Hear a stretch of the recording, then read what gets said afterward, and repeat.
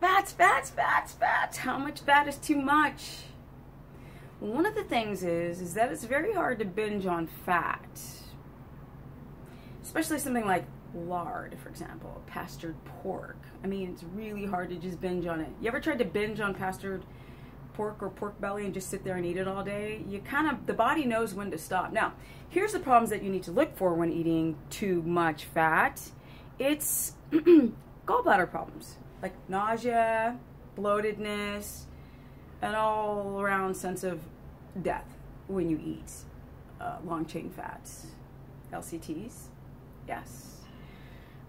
There is a cap to fat. When people are like, oh, so can you eat unlimited amounts of fats? Now, I could go and do 400 grams of fat per day, but I'm hella active.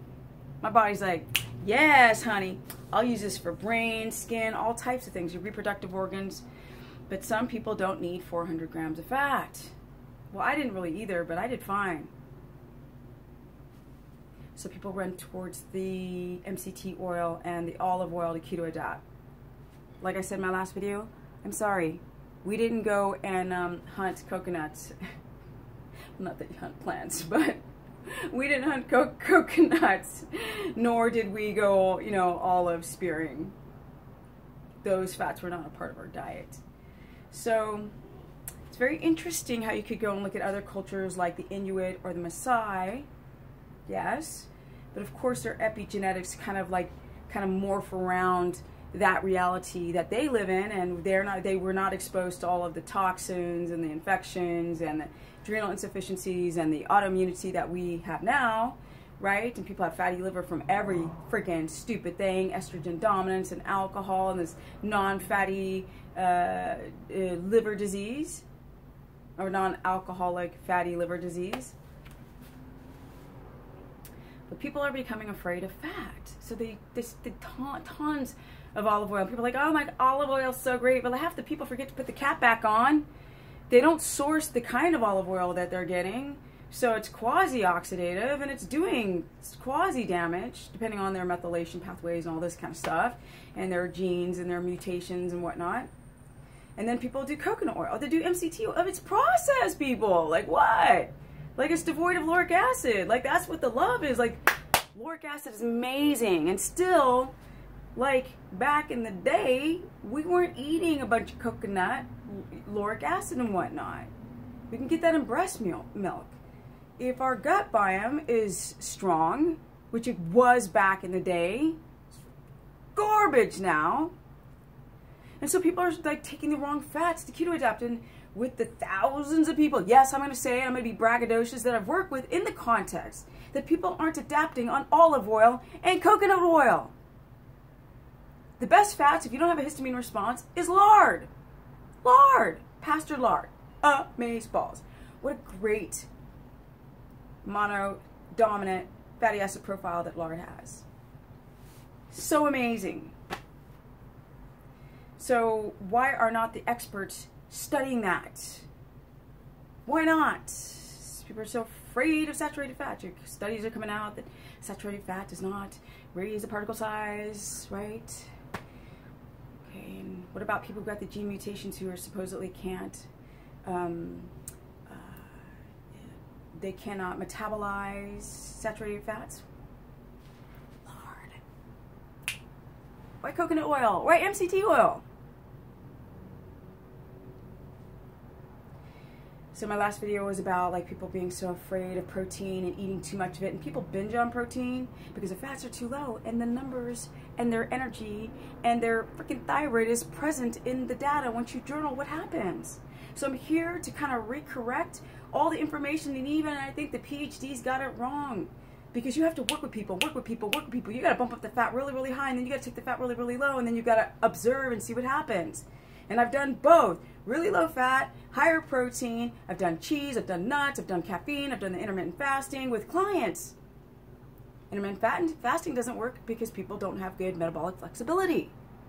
So then they get fracked up with thyroid problems.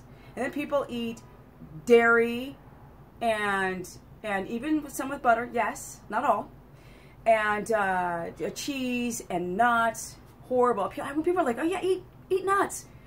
And then people freak out. Their skin freaks out. They have histamine response on the nuts. And then I don't understand why PhDs are like, yeah, eat nuts, eat cheese, eat that. And then when people have problems with it, they don't talk about the problems like tomato skins, the nightshades. Why are not people talking about the connection between nightshades and people doing keto? Why are people going like eat nuts and seeds? And I see people get super, super sick off of certain seeds, and people get issues from chia, and they have issues from not so much flax.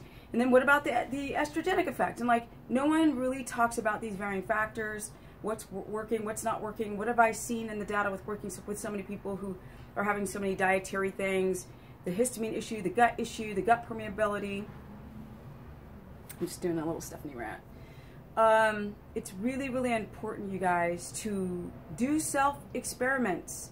Isolate foods like eggs, whole eggs, even though they're so nutrient dense. And people react to them because we have weakened immune system. We've got candida fucking us up. We've got these biofilms. We've got freaking viruses hiding in our lymphatic system. And then people try to do keto, and then people are like intermittent fast, and they have no metabolic flexibility to do that. And then they just get more fracked up. I don't understand.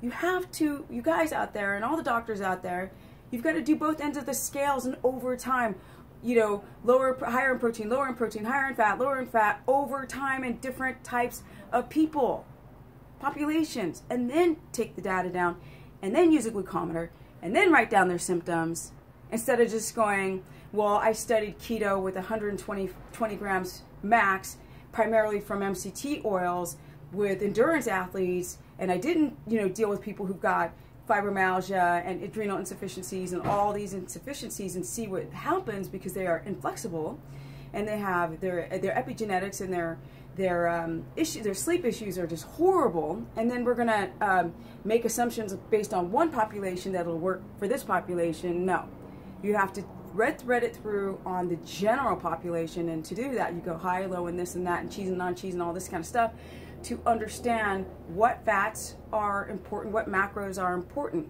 to apply, and how much, and to what person, and their activity level, and if they've got fatty liver disease, and does keto help fatty liver disease or kidney disease, or you know, does it create more LDL small particles, or does it lower them? We have to do it over time, not a month. So if you want to learn more, go to stephanieperson.com, Stephanie the Business Person, my Facebook fan page, Stephanie Ketogenic on my Instagrammy. I'm still writing this keto book because the more I research, the more I learn about electrolyte deficiencies, L-carnitine deficiencies, thyroid issues, people having physiological insulin resistance on keto, and then these doctors are like, oh, you just cut down the carbs and it'll balance your insulin. Then why are some of these people have blood sugar over 100?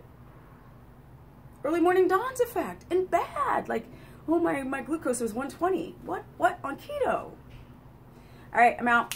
Got some energy. 10 years, age of 50, on point, fleet correct. All right? And I'm out, guys. Have a